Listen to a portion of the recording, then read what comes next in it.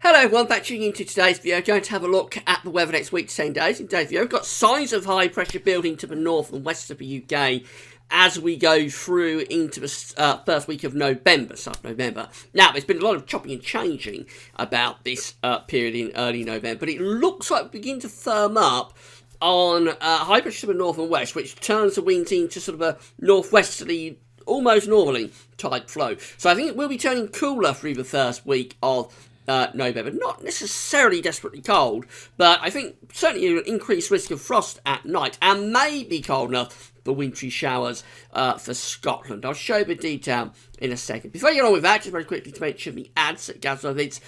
There's video ads on most pages. You say own content. When you watch and close back up again, it does help to pay for Gadsworthids.com. Before we just start off with the state of the stratosphere in the top level of the atmosphere over the North Pole. So this is at 10 HPA, just about the highest level of the pole.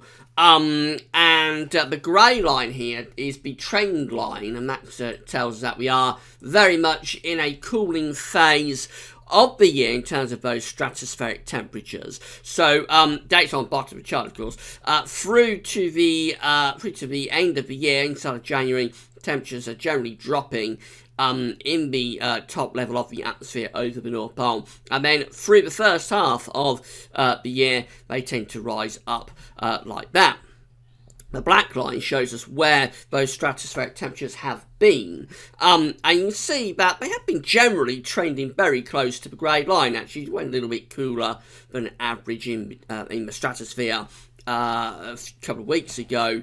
But overall, not a big deviation from where we should be at this time of year. And the very latest is that we've actually started to tick up ever so slightly. You probably can't make it out all that well. The black line is ticking up ever so slightly as we go through into the latest couple of days. So it looks as though we've got a little bit of a minor warming beginning to take place in the stratosphere over North Pole 10 HPA, albeit nothing particularly out of the ordinary. So this is the stratospheric temperature forecast for 10 HPA from website metrosteel.fr, and this is, of course, comes with the GFS model. So this is the GFS forecast. That's where we've got the colder than average temperatures over the stratosphere at the moment, or actually they're very close to average, just ever so slightly cooler than average, but as we know, they have ticked up a little bit over the past couple of days. As we run through, what happens with these stratospheric temperatures is that they very much continue, but notice we've got this warming occurring over Siberia. That's trying to push in towards the North Pole. It doesn't really make, it just sits there over Siberia.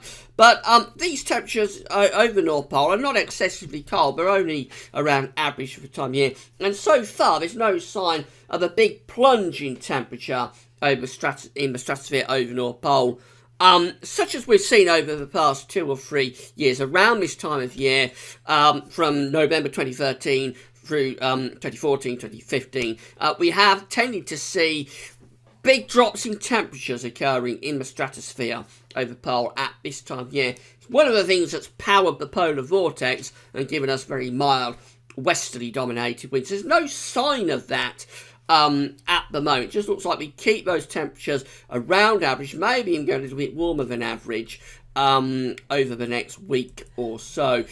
This warming that's occurring over Siberia, it's quite modest, it's nothing to get excited about really, but it's early to see that. You would normally expect to start seeing those kind of minor warmings around the edges of the pole, probably into sort of December, around Christmas time, that sort of time.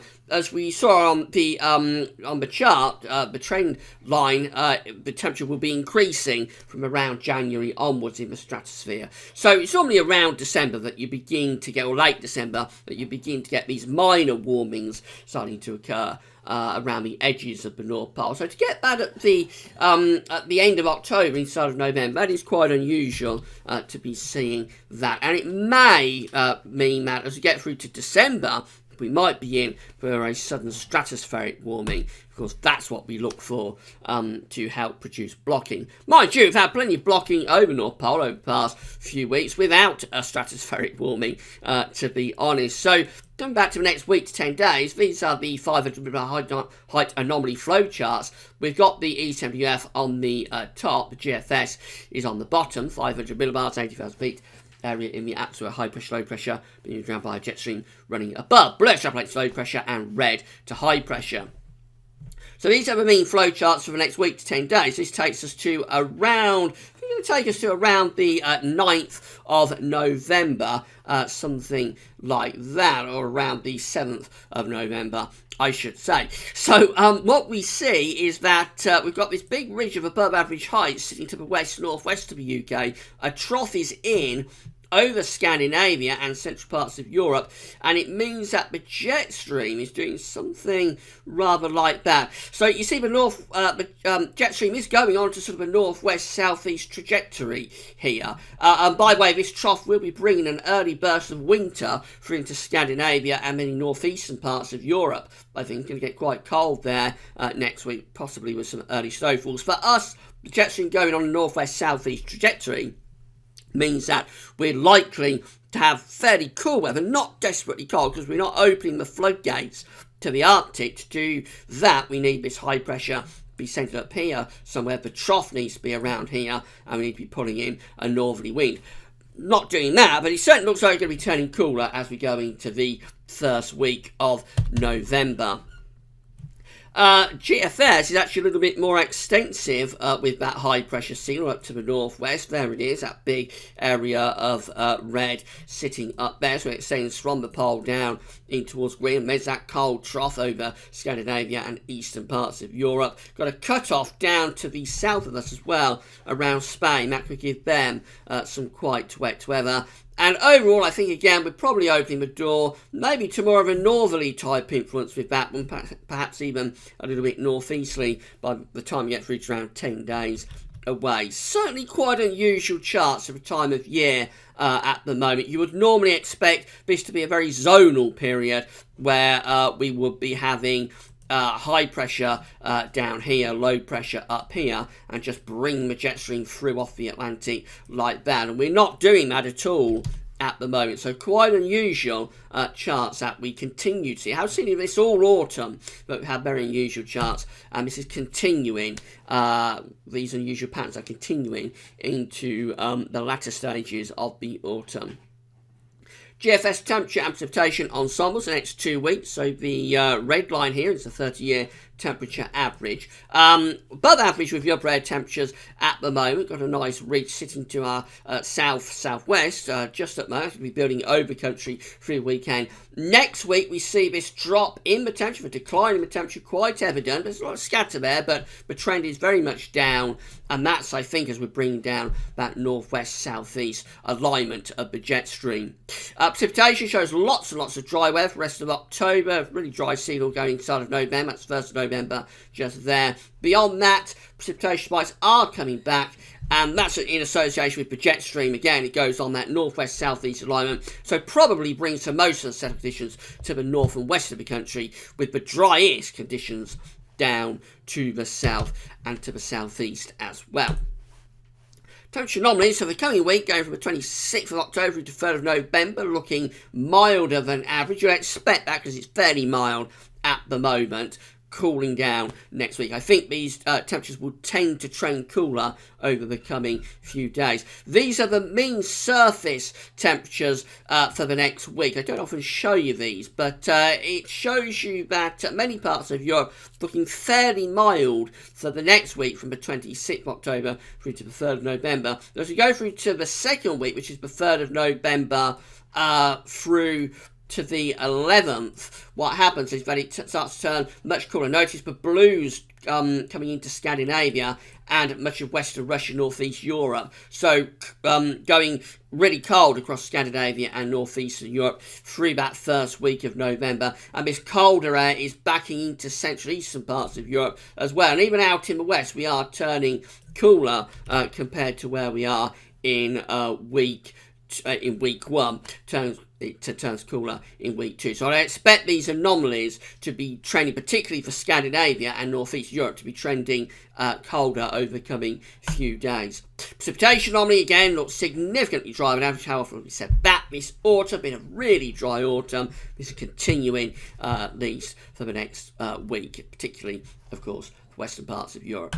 So finally, have a look at the charts then. This is the GFS for Monday, still under a ridge of high pressure, so still fairly mild to start next week. Remember, there could be fog over the weekend, which may be a little bit on the disruptive side. That high pressure tries to pull out to the west of us as we go through into Tuesday. We try to begin to drop this trough southwards. Actually, the ridge just stays very close to us, but the trough is dropping down into Scandinavia at the start of November. So this is 2nd of November when we do then see that trough dropping down into Scandinavia. That will turn it much colder with the air coming in from the north on the 2nd of November. This is Wednesday, 2nd of November. By the way, I'll be doing a live broadcast on Wednesday, 2nd of November in the evening. We're going to get together with Quantum. We're going to do a live chat discussing what's happened this autumn. We'll be talking about what's coming up, perhaps through the winter, looking at a few seasonal models, probably do a forecast for Bonfire Night as well, how close we are to Bonfire Night. And of course, we'll be taking your questions at Gav's YouTube and all over social media as well. So that'll be in the evening on Wednesday, 2nd of November, something a bit different, a live chat coming up then. Beyond that, we go through into Thursday the 3rd. This is a week away, still showing that ridge more or less around the country. So very little change, only slow changes next week. But eventually this trough does begin to drop southwards as we go through into the weekend of the 5th and 6th of November. This probably takes outbreaks of rain down across the country for Bonfire Night. It doesn't look very good. Notice pressure is rising to the north of this trough through Greenland and Iceland. So blocking coming back to the north and west. It's sort of on the height anomalies. As we go through to day 10, this is how we look. Low pressure is down to the south as a cut-off feature. High pressure is up around Iceland. The winds are trying to turn in to the east and the northeast. That would be significantly colder. This continues into the extended range of the model. This is 300 hours away, Tuesday, 8th of November, by which time we're pulling in a real easterly wind there. Cold air coming in from the east and the northeast across many parts of Europe. If you have a look at the upper air temperatures, we can see what they are looking at, and you notice it's bitterly cold by that point across much of northern and eastern Europe. Winter really in across Scandinavia and Russia, and some of that cold air is being pulled in towards the north of the UK at that point as well. So the GFS still playing with this idea of turning things increasingly cold through the first week of November, particularly for the northeast of Europe. ECWF finally, so there's a ridge still there on Monday, bringing a lot of dry weather. That ridge pushes out to the west of us on Tuesday, and we open the door to this northerly flow. Not a desperately cold one, because the air coming around the top of this high pressure is actually originating from the Atlantic, coming down like that. But it will be cooler, and notice the trough is in over Scandinavia, bringing an early blast of winter to them through the course of next week. Going into the second half of next week, this takes us to Friday, 4th of November. Again, we've got a mid-Atlantic ridge here that's beginning to pull up towards Greenland, and the trough still in there across Scandinavia and northeastern parts of Europe, western Russia. Generally, the jet stream is on a northwest-southeast alignment, so it will be cooler with that, albeit the real cold is up across the north and the east of Europe. We go through into weekend of 5th, 6th of November. This is day 10, sunny 6th of November. And we find the ridge through the central Atlantic. The trough is still there across Scandinavia. I think we will see the snow cover increasing very markedly over the next week to 10 days across Scandinavia and northeast Europe for anybody that's interested in that. And again, the jet stream still doing something like that. So for us, it's cooler. That's probably enough to be producing night frost. Don't think it's desperately cold at all, but it's enough, I would have thought, to be producing night frost. And of course, if this ridge starts to go further north, if it becomes centred over here, then we will start to tap into this cold air that's down or that is over Scandinavia. We'll start to pull that down across the country. So the charts remain very interesting. This is all at odds really with what you'd expect at this time of the year. I'll just get rid of the camera and just remind you what we'd expect this time of year is low pressure around here and here and here, and then you'd expect high pressure to be around here, and you'd expect to be bringing westerlies and really strong westerlies with gales, bouts of heavy rain through the Atlantic and into Europe. And there's no sign of that pattern at all really within the model output at the moment. Haven't had it at all this autumn really. There hasn't been any prolonged, certainly, period of zonality. No real gales or prolonged bouts of wet weather to speak of, which is why it's been such a dry autumn.